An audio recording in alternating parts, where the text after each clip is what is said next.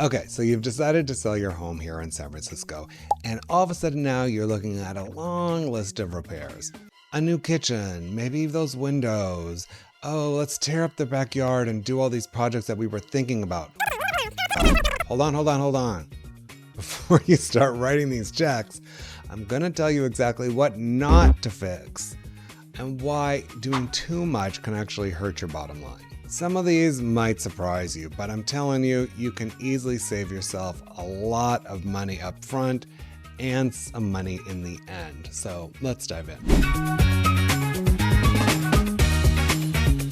By the way, I'm Clay Gjevre. I'm a top realtor here in San Francisco, and I help sellers make smart, strategic decisions so they get top dollar without wasting a lot of time.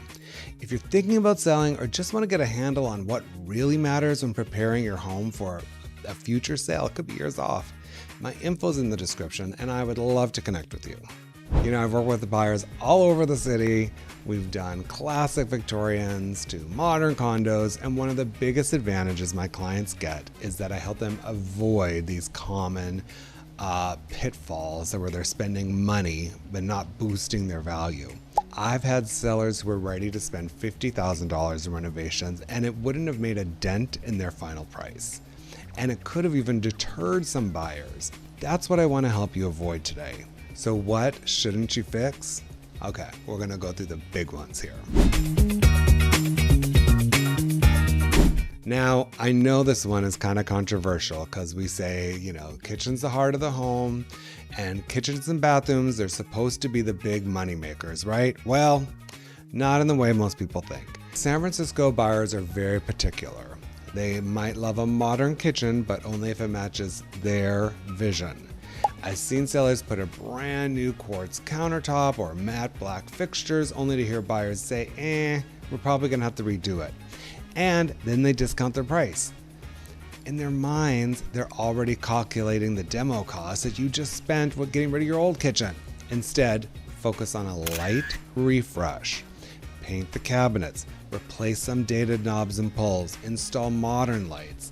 Make sure it's clean, bright, and smells great. That's it. Clean, move-in ready, and it's gonna beat brand new, but not their style, every time. Okay, unless your windows are cracked, rotting, or stuck shut, replacing them is probably not going to be worth the money. And even in those cases, sometimes it's not worth the money. A full window replacement in San Francisco can run you, I don't know, $50,000 to $100,000.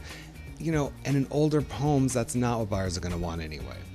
Many of my buyers, especially those looking in neighborhoods like Noe, The Mission, Coal Valley, they love the original details. They're charming. And they're part of the home's character. And yeah, they might not be the most energy efficient, but in our mild climate, it's usually not a deal breaker. So unless they're causing real functional or structural issues, just save your money. Okay, I want to talk about curb appeal for a second. It really, really matters. And I'm going to tell you there's a difference between tidy and welcoming and overly designed and expensive. If your backyard looks like it's from a gardening magazine spread, but the buyer wants a big play space or a dog run, they're just gonna tear it all out. And I once had a seller drop $20,000 on new landscaping, only to hear buyers say, oh, we wanted a lawn for our kids. So here's what you should do. Power wash the walkways. Add fresh mulch, get rid of all the weeds everywhere, trim the trees and the bushes, and add a couple of colorful planters by the front door, something like that. This gives a great first impression without sinking a lot of money into something the buyer might not even want. Okay, this one is hard to do because you can sometimes go down a rabbit hole of repairs. You don't need to make your home look brand new. You don't need to fix every single thing. Buyers know that they are buying a used home. They're expecting to have a to-do list of some things that they might want to fix. That being said, We want it to look and feel like it has been cared for, which I'm sure that it has been, or you wouldn't be watching this video. We want to repair whatever we can, but some repairs we're going to avoid. We're going to paint as much as we need to.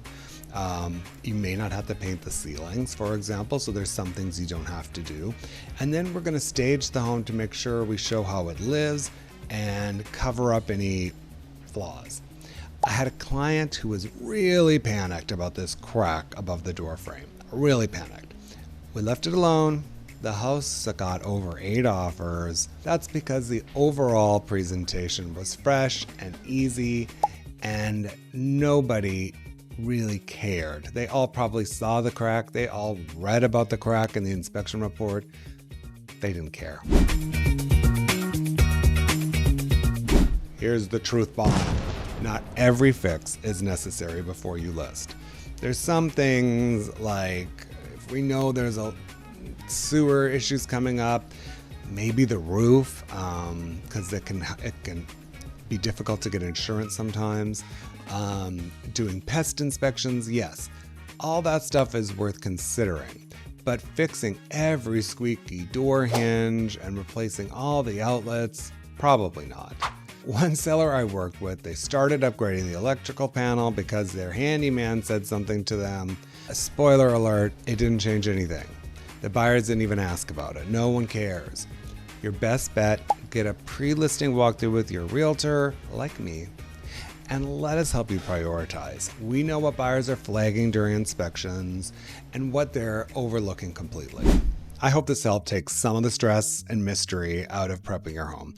Remember, here in San Francisco, when it comes to those fixes, less is more. When it comes to appearance and presentation, more is more. If you're thinking about selling, let's talk. Whether you want to sell now, next season, next year, I can help you build a plan that makes sense for you. And if you're watching from outside San Francisco, don't worry. I've got referrals all over the country. Just reach out to me. I really appreciate you being here. Be sure to like and subscribe for more advice from me. My name is Clay Gjevre, and I hope to see you next time.